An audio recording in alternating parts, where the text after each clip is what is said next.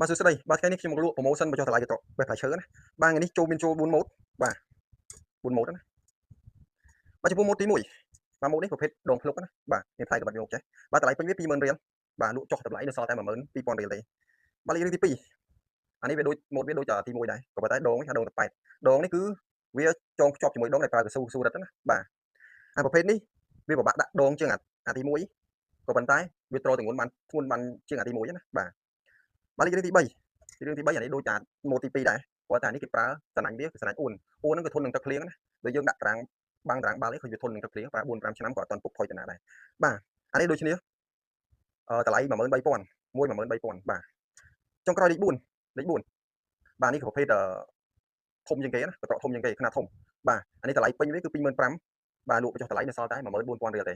បាទបញ្ចុះតម្លៃនៅសល់តែ14000រៀលទេអានេះប្រភេទដងតប៉ែដែរណាបាទ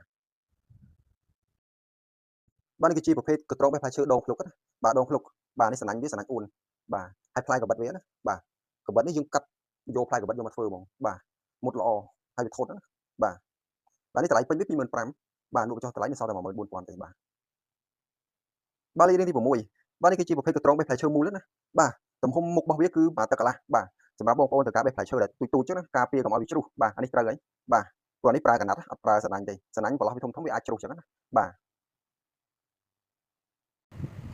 បាទនេះគឺជាប្រភេទកន្ត្រកបេះផ្លែឈើឧបករណ៍បេះផ្លែឈើអាហ្នឹងមាន4ប្រវែងបាទប្រវែង4ម៉ែត្រ5ម៉ែត្រ6ម៉ែត្របាទ